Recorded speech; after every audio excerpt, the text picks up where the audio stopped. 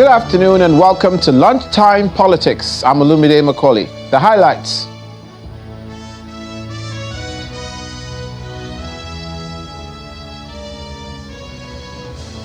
Crisis deepens in Rivers State politics as two speakers emerge for the same state House of Assembly.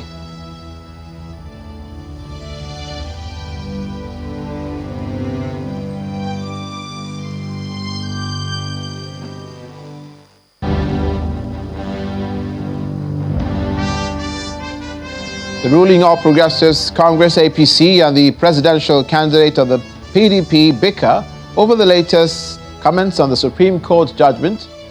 And also coming up today, Imo State workers to boycott the proposed protest by the national leadership of the Nigeria Labour Congress.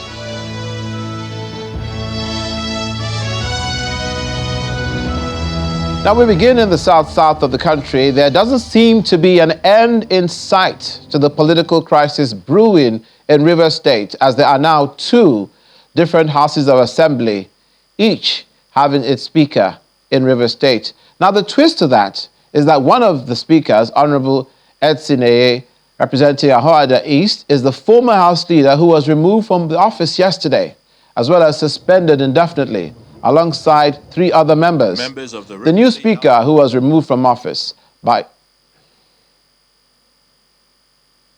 which was Mr. The House just rose from plenary, and with all humility, I must thank my colleagues. 26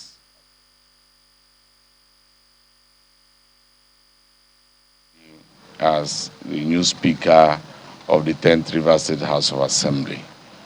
My commitment to Rivers people is that I will be fair, I will be just to all and sundry, and I will ensure that the rule of law takes its course. I will not betray my colleagues, I will not betray Rivers people, I will not betray my constituents. I will also ensure the independence of the Rivers House Assembly is adhered to with mutual respect to the judiciary and the executive arm of government. Everything due my colleagues, as honorable members, constitutionally will be given to them.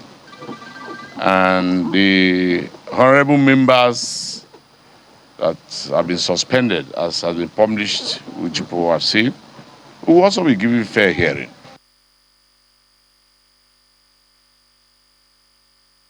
Now, elder statesman and former Federal Commissioner of Information, Chief Edwin Clark, is of the opinion that the former governor of Rivers State and the minister of the FCT, Mr. Nyesom Wike, is involved in the build-up to the political tension in Rivers State. He's asking the president, Bola Tinubu, to call him to order. Chief Edwin Clark, who was speaking at a press conference in Abuja, wants the minister of the FCT to give peace a chance after being in the saddle of leadership of the state for 8 years.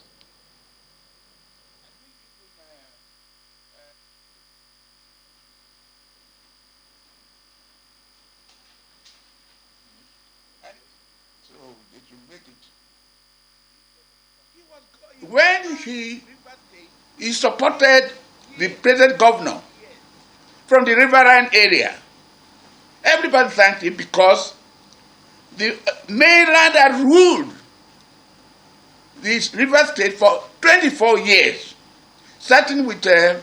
Peter Odley, then Rotimi Amechi, then himself.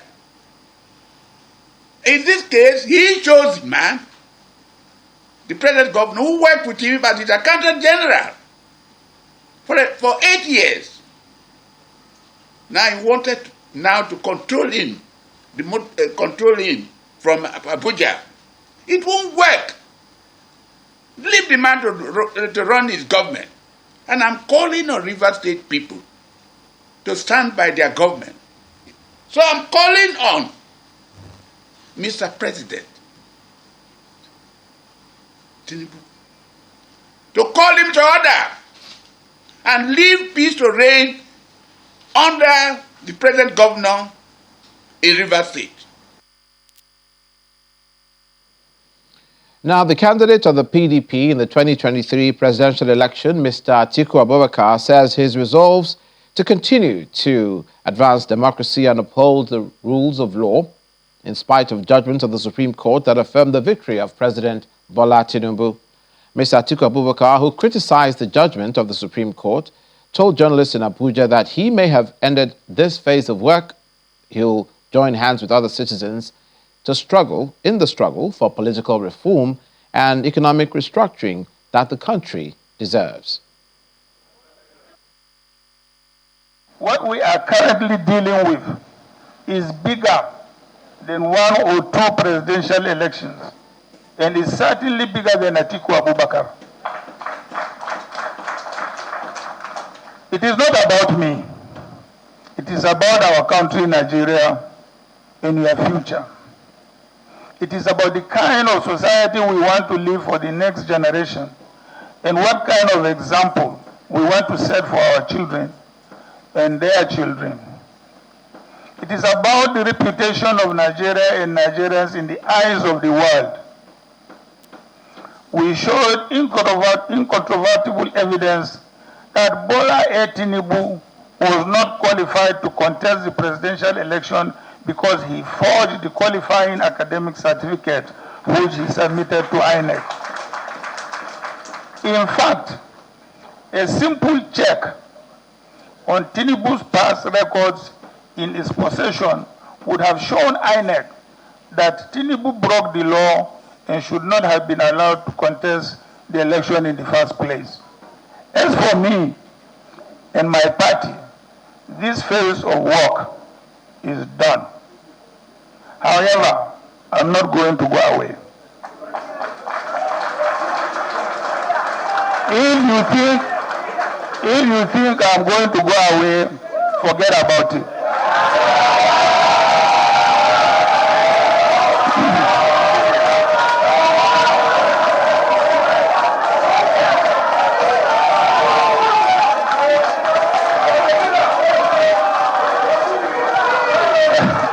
Thank you. Thank you.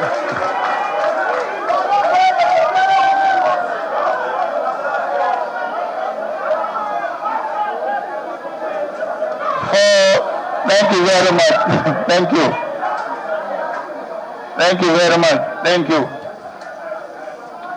For as long as I breathe, I will continue to struggle with other Nigerians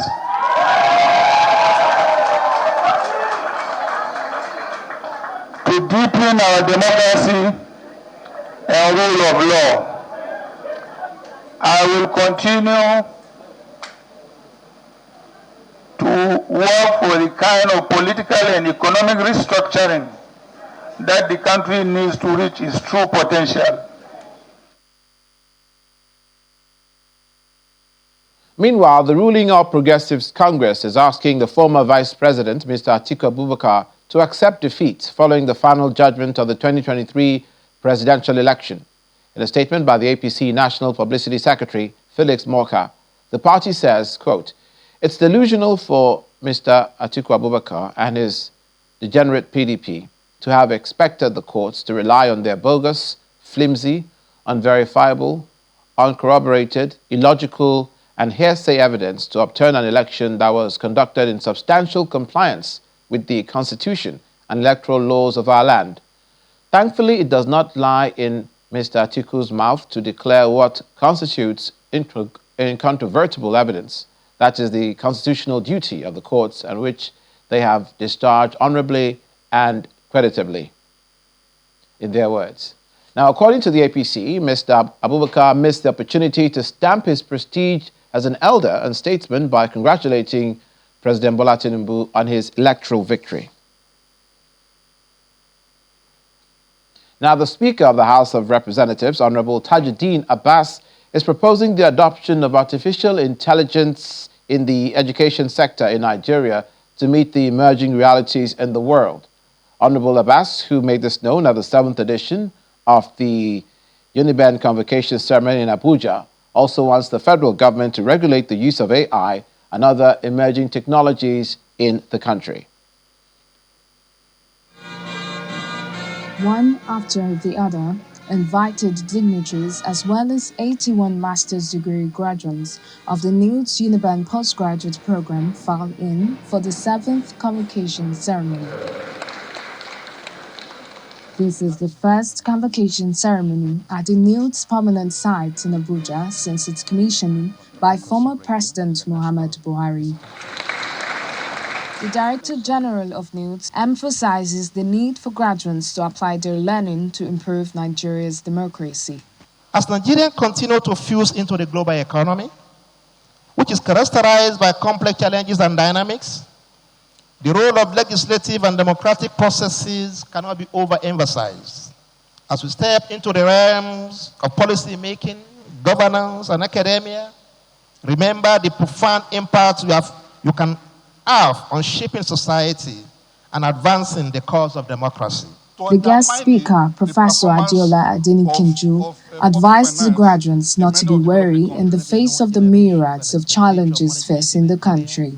Budget deficit, which we have been practicing since 2018 consistently, is one of the most serious problems facing the Nigerian government, which is, resulting in high and rising debt servicing. However, the representative of the President of the Senate, Senator Sani Musa, prefers solutions to scale up Nigeria's revenue. To increase our revenue base, we must break the shackles of a mono economy. Today, I believe that if we go back to those agricultural products and add them to our earnings, our oil earnings, our revenue generation will be boosted. The Speaker of the House of Representatives wants the artificial intelligence adopted in the country's education sector. Integrating artificial intelligence into education presents a transformative shift in how teaching and learning are conducted. Nigeria's adoption of immersive technologies like artificial intelligence is an exciting new possibility to power its creative industries and other sectors. Kumbi Abuluade, Channels Television News. You're watching Lunchtime Politics. The Imo State chapter of the Nigeria Labour Congress NLC has instructed its members to shun any directives from the national leadership of the Congress asking them to join the proposed Occupy Imo protest meant to begin on Wednesday, November the 1st, 2023. The chairman of the NLC in the state, Comrade Philip Onwasi, says there's an existing court order from the National Industrial Court restraining the NLC and the TUC from embarking on any strike or Occupy Imo protest in the state. He asked workers to go about their normal duties since, according to him, there's no reason to go on strike or protest. Ms. Onwasi was speaking to newsmen after an emergency meeting of the state leadership of the group in Owerri, the state capital. Now, in the south, extended the interim injunction given to NLC to come and occupy Imo. So we want to advise, as a body organized labor, that workers of Imo State should go about their normal business based on the restraining order, interim injunction given by the court that the Occupy Imo is illegal, and the case was extended to 3rd of November. So based on that, every worker should move their normal business and base in their working places as law-abiding citizens.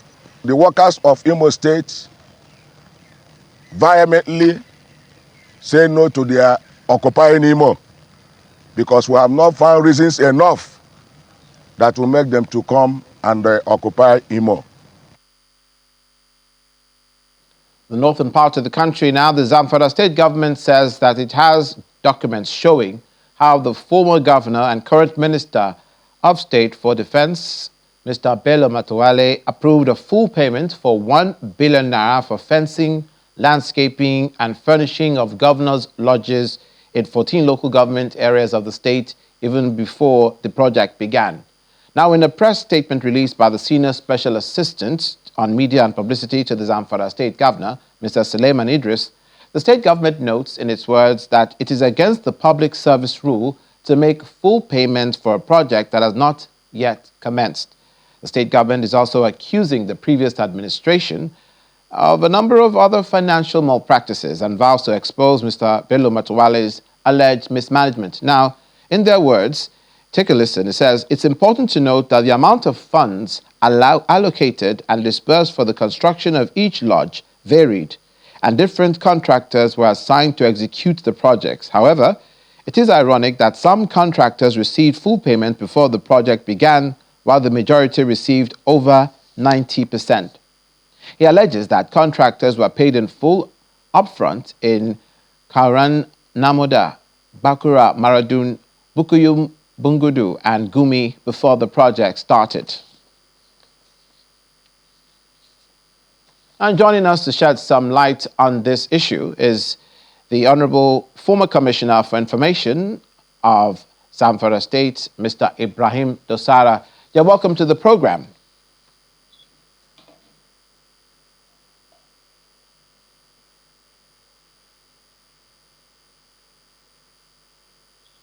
Good afternoon, Mr. Dosara. You're welcome to Lunchtime Politics.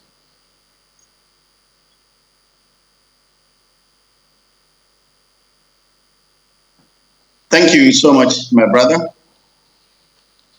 Much obliged for your company. Now, it appears the grouse that Zamfara state government has in this particular case of the disbursement of the funds for the contracts that were approved by the Mr. Bello Matawalle administration was that the money was paid upfront and in full, in some cases 90%, which is against the public service rules. Can you shed more light on this issue? Yes, you see, the Honorable Minister of State Defense would otherwise has nothing to do with all this trash, rubbish, unfounded, and malicious allegations by the governor. Because the Honorable Minister is now faced with serious issues of governance at the national level, who is concentrating on how to bring about sanity in security concerns across Nigeria. You see, we have already sent to you clips of those projects the governor was alleging that are not completed. We have shown them fully completed. We have even shown the, this picture you show is not the one I sent to you. It is the one that Dauda Lawal sent to you, which was taken at the initial stage of the project, just for him to deceive people, to show that this is the level of the work, as he is trying to re-award the contracts to other contractors of his associates. But we have already completed the projects. We provide the equipment that to be used in furnishing these projects.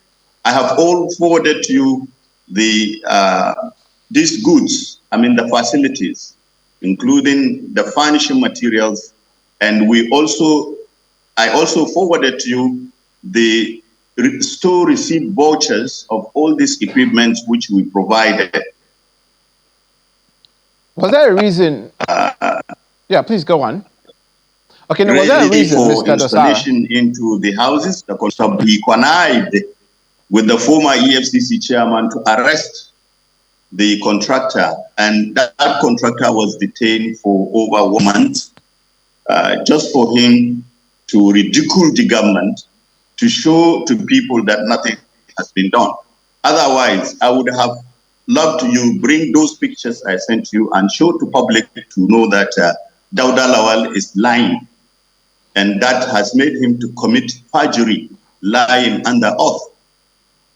Okay, Mr. Dosara, at what percentage ready were, to face sorry, any at challenge, any query from Dauda Lawal, but he is still not concentrating on what he's supposed to do, which is the protection of lives and property of people of Zamfara State. Okay, instead, now, he focuses pardon interruption. on trying to indict the Minister of State, which he cannot succeed. The minister has done his best for Zamfara people. We catch your drift. And he's now doing the best for Nigeria. We catch your drift, sir. We catch your drift. We catch your drift. You've made your point. Could you also now explain in further detail why they say there was a breach of the public service rules and why that money was paid up front? Is that the only bone of contention? And secondly, can you give us a percentage estimate of the projects that have been completed already with the money that was dispersed? Yeah, we have not breached any contract. We are not like him, who awarded contract of 4 billion naira for the construction of Gusau Township roads without State Executive Council's approval, without that money being in the budget, without that money being approved by the State Assembly. And that is why the State Assembly is now trying to impeach him for that offense. So we have not done that. If we had done that, the State Assembly would have tried to impeach former Governor Mutawalli. But for the fact that we have followed due process in the award of the contract, we have followed due process in the payment of the contract, and the contract has been executed, and furnishing is in the process before the governor ordered the contractor to stop work and connived with the EFCC former chairman Abdul Rashid to arrest the contractor and put him in detention for over 1 month, which was quite enough for the fixing of the facilities we have procured for those guest houses or government lodges across the 40 local government areas. We are not afraid. Everything Dauda Lawal is asking, we have it on ground, and simply for him to concentrate on governance, providing security, which is the main concern of Zamfara people. He is, for the last 6 months, witch hunting the former governor, witch hunting the former government, trying to, I don't know what he's trying to bring. Everything he brought out, we brought our defense, and we have convinced the public that, yes, what he said against us was lying. So I don't understand what the governor is looking for. Are you going to seek legal redress now? Are you going to seek? Are you going to seek legal redress? Honorable, he's just wasting the people's money in unnecessary foreign trips without bringing anything to the table of Zamfara State people. Are you going to ask for investigations to determine that this situation has been, that the contracts were awarded in a transparent manner, and to clear any allegations against the Honorable Minister of State for Defense, Mr. Bello Matoale? That's why I sent you our documents. And I expected you show those documents to the public. Let you people show the documents I forwarded to you, including the papers, including even the memo, which was signed by the governor, and he ordered that due process must be followed in the execution of the contract. So no matter how much Dauda Lawal is trying to find the former governor, he cannot succeed. So it is better for Dauda Lawal to come down, call the governor, and ask him advice on how to start, so that the Zamfara State people will benefit from the two administrations. Otherwise, Dauda Lawal will spend the whole 4 years he is mandated to without bringing anything on the table of Zamfara State people. He will be running helter-skelter, doing fault finding that he must bring the Minister of Defense to his knee. He can't succeed. And governance is not done that way.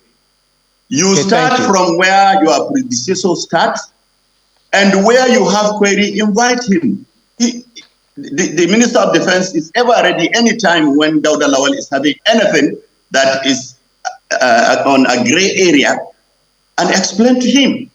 Okay, but not to go on social media, on other traditional media, and start judging the former governor. We don't do that. We don't do governance like that. Thank you, Mr. Dostara. Thank you for explaining to us your side of the story, Mr. Ibrahim Dostara, Honorable former Commissioner for information in Zamfara State. We wish you the best, and Zamfara State as well. Now, finally, some workers under the aegis of the Parliamentary Staff Association of Nigeria Ogun State Chapter have joined a nationwide strike by the association, paralyzing activities at the State Assembly. According to the workers, the industrial action is to clamor for the implementation of financial autonomy for state legislatures. The chairman of the association in the state, who led other executives to address the Congress held at the Assembly, noted that the action was in strict compliance with the directive of the National Secretariat. As per your appetite, you've been served on Lunchtime Politics. I'm Olumide Macaulay. Thank you for watching.